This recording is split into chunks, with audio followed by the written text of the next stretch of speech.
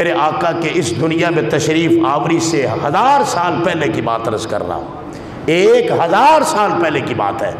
طب اول حمیری ایک نام ہے، اس کا جھگڑا رہتا تھا مدینہ منورہ والوں سے۔ قبیلہ اوس اور خزرج دو قبیلے تھے یہودیوں کے مدینہ پاک کے قریب، ان کے ساتھ جھگڑا رہتا تھا، لڑائی رہتی تھی۔ اس نے اپنی فوج تیار کی، فوج تیار کر کے کہنے لگا میں مدینہ منورہ مدینہ والوں کو ختم کر کے آؤں گا۔ فوج لے کر آ گیا، حضور نبی علیہ السلام کی ولادت بعد سعادت سے 1000 سال پہلے کی یہ بات ہے۔ آ گیا، جب وہاں پہنچا اس کے ساتھ تقریباً 100 یہودی علماء تھے اس کے لشکر میں۔ جب وہ وہاں آئے انہوں نے آب و ہوا کو سونگا، ماحول دیکھا، کہنے لگے طب اول بات یہ ہے کہ تو جو ارادہ لے کر آیا اس سے باز آ جا، تو اس شہر کو اس بستی کو برباد نہیں کر سکتا۔ اس نے کہا وجہ؟ کہنے لگے ہم نے کتابوں میں پڑھا ہے یہ بستی آخر الزمان نبی محمد عربی صلی اللہ علیہ وسلم کی ہجرت گاہ ہے، یہ ان کے شہر پاک ہے، جہاں وہ ہجرت کر کے آئیں گے تو اس شہر کو برباد نہیں کر سکتا۔ اس نے کہا مجھے اس آخری نبی کے خصائل اور فضائل بتاؤ۔ انہوں نے خصائص اور فضائل جو پڑھے تھے بتا۔ طب اول حمیری کو حضور سے غیبانہ محبت ہو گئی، ذکر مصطفیٰ سن کر پیار ہو گیا۔ کہنے لگا بات یہ ہے کہ واقعی میں اس شہر کو گرا نہیں سکتا، برباد نہیں کر سکتا، قلم دان لاؤ، کاغذ لاؤ، میں ایک تحریر لکھوانا چاہتا ہوں۔ قلم دان لائے گئے، کاغذ لایا گیا، اس نے خط لکھوایا، جو خط آج بھی کتب تاریخ میں عربی عبارت کے ساتھ موجود ہے۔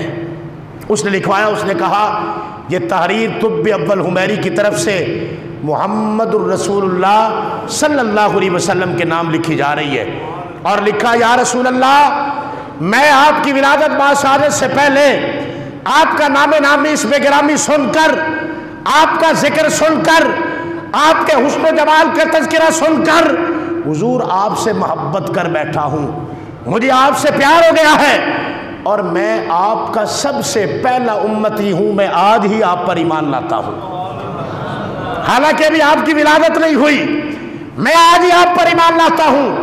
یا رسول اللہ یہ میری تحریر، اگر میری زندگی میں آپ دنیا میں جلوہ افروز ہو گئے تو پھر تو میں آ کر آپ کی زیارت بھی کروں گا، دیدار بھی کروں گا، لیکن اگر میرا وصال ہو جائے اور یہ میرا خط میری تحریر آپ تک آ جائے تو حضور میرا سلام قبول فرمانا، اور قیامت والے دن میری شفاعت ضرور فرمانا۔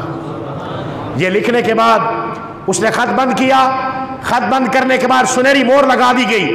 اس نے کہا کون کون یہاں رہنا چاہتا ہے، کون واپس جانا چاہتا ہے؟ وہ علماء یہود نے کہا ہم میں سے کوئی بھی واپس نہیں جائے گا۔ اس نے سب کے لیے گھر بنوائے، سب کے لیے مکان بنوائے۔ بنوانے کے بعد جو سب سے بڑا عالم تھا اس کے سپرد وہ خط کر دیا، کہا یہ میرا خط سنبھال لے، اور تجھے یہ نصیحت ہے میری، تیری نسل میں جب بھی کوئی آگے فوت ہونے لگے تو آگے اپنے بیٹے کو نسل در نسل وہ خط چلتا رہے، کبھی تو وہ حضور تک پہنچے گا۔ تاریخ میں جب چلتا رہا سلسلہ، آخر کار حضور مکہ المکرمہ میں جلوہ افروز ہوئے، آپ نے اعلان نبوت فرمایا، خط مدینہ پاک میں تھا، حضور مکہ المکرمہ میں تھے، اللہ پاک نے سلسلہ ہجرت کا بنا دیا۔ سرکار ہجرت کر کے جب مدینہ منورہ آئے، اب وہ خط کس کے پاس تھا؟ حضرت ابو ایوب انصاری رضی اللہ تعالیٰ عنہ کے پاس تھا۔ اللہ اکبر، یا رسول اللہ، یا رسول اللہ۔ وہ خط کس کے پاس تھا؟ میزبان رسول حضرت ابو ایوب انصاری کے پاس۔ اب مدینہ المنورہ میں بڑے بڑے رئیس صحابہ بھی تھے، بڑے بڑے عمراء، بڑے بڑے پیسے والے بھی تھے، سب چاہتے تھے حضور ہمارے گھر کی رونق بن جائیں، سرکار ہمارے گھر میں آئیں۔ بہت کہا حضور ہمارے گھر آ جائیں، سرکار ہمارے گھر آ جائیں۔ کملی والے نے فرمایا تم میری سواری کی مہار کو چھوڑ دو، فرمایا تم چھوڑ دو، آقا آپ کہاں جائیں گے؟ فرمایا جس گھر کے سامنے میری سواری بیٹھ جائے گی میں اس گھر کا مہمان بنوں گا۔ اب پتہ تو تھا کہ یہ سواری کہاں رکنی ہے۔ 1000 سال پہلے جس نے خط لکھا تھا وہ خط کس کے پاس تھا؟ سواری بلاخر وہیں جانی تھی۔ اب سواری کے پیچھے پیچھے غلامان مصطفیٰ ہیں، وہ اونٹنی جس پر میرے آقا سوار ہیں وہ جا رہی اپنی رفتار سے، حضرت ابو ایوب انصاری اپنی کٹیا، کچا مکان تھا آپ کا، اس میں بیٹھ کر رو رو کے دعا کر رہے تھے، یا اللہ میں مانتا ہوں کہ بڑا غریب ہوں، میں میری کٹیا بڑی ماڑی ہے، یہاں بڑے بڑے عمراء ہیں، کیا عجب ہو کہ آقا میرے گھر تشریف لے آئیں۔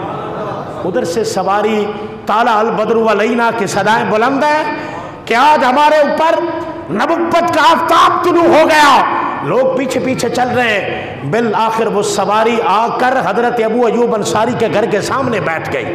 صحابہ دوڑ کر جا کر حضرت ابو ایوب انصاری کو بلایا، فرمایا تیرا نصیب آج سوریا ستارے سے بھی اوپر چڑھ گیا ہے، باہر آ کر دیکھ تیرے دروازے پر کون آیا ہے، وہ جس کا دربان جبریل امین ہے، جس کے در کا نوکر جبریل امین ہے، وہ حبیب لبیب تیرے در پہ آیا ہے، باہر نکل کر دیکھ۔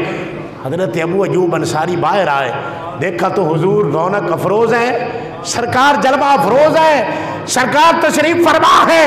غلام قدموں پہ گرا اور سلام عرض کیا اور سواری سے سامان اتار کر حضور کا اپنے گھر میں لے جا رہا۔ کتنا خوش بخت ہے۔ اچھا وہ خط کہاں ہے؟ اب یہ بات کر کے گفتگو ختم کر رہا ہوں۔ وہ خط حضرت ابو ایوب انصاری وہ علماء کی نسل سے چلتے آ رہے تھے، آپ نے وہ خط حضرت ابو یعلا جو صحابی تھے ان کو دے دیا کہ تم سرکار کو دے دینا۔ نبی علیہ السلام نے اب حضرت ابو ایوب انصاری سے وہ خط نہیں مانگا، وہ خط ان سے نہیں مانگا۔ حضرت ابو یعلا فرماتے میں جب سرکار کے سامنے آیا نا تو سرکار نے فرمایا ابو یعلا تیرا نام ہے؟ سبحان اللہ تو کہہ دو۔ سرکار نے بھی پوچھا نہیں، وہ صحابی نے اپنا نام نہیں بتایا، حضور نے فرمایا ابو یعلا تیرا نام ہے؟ عرض کی جی حضور میرا نام ہے۔ فرمایا طب اول عمیری کا خط جو تیرے پاس ہے میرے نام پہ مجھے دے دو، وہ خط مجھے دے دو۔ حضرت ابو یعلا فرماتے لوگوں میں حیران ہو گیا، میں نے رو کر عرض کیا کہ آپ کی صورت نہ تو کہنوں جیسی ہے نہ جادوگروں جیسی ہے، مگر آپ کو خبر کیسے ہوگی کہ وہ خط میرے پاس ہے؟ فرمایا 1000 سال پہلے جس نے جس طلب کے ساتھ خط لکھا تھا میرے رب نے اس کا سارا پتہ مجھے بتا دیا، فرمایا وہ خط مجھے دے دو۔ سرکار نے وہ خط پکڑا، خط پکڑنے کے بعد اسے کھولنے کے بعد اسے پڑھ کے میرے آقا نے اسے سینے کے ساتھ لگایا اور آخری فکرہ سماعت فرمائے، بڑی محبت والا ہے۔ میرے آقا نے 3 بار یہ فکرہ دہرایا، فرمایا مرحبا مرحبا مرحبا۔ مانا اگر پنجابی میں کر لوں تو یہ بنتا ہے جی آیا نو طب اول عمیری، تیرا آنا مبارک ہو، تو نے 1000 سال پہلے ہمیں یاد کیا، ہم جب میدان محشر سجے گا تب غلامی کا حق ادا کر دیں گے۔ تو نے کہا ہے نا یا رسول اللہ میں 1000 سال پہلے لکھ کر جا رہا ہوں، میری سفارش کر کے مجھے جنت میں لے جائیے گا، میں تجھے بھولوں گا نہیں، میدان محشر سجنے دے، میں تیری غلامی کا پورا تجھے صلہ عطا کروں گا، پھر دیکھنا اس دن محمد عربی کی صفات کا سمندر کیسے ٹھاٹھے مارتا ہے۔ جو 1000 سال پہلے اگر اپنی عرضی پیش کرتا ہے حضور کے دنیا سے آنے سے پہلے، تو میرے آقا اسے بھی یاد رکھتے ہیں، تو 1400 سال گزرنے کے بعد حضور کی سچی محبت رکھنے والے دیوانوں اور مستانوں جو آج حضور کے نام پیغام بھجوائے گا میرے آقا، اس کو بھی قیامت والے دن یاد ضرور فرمائے۔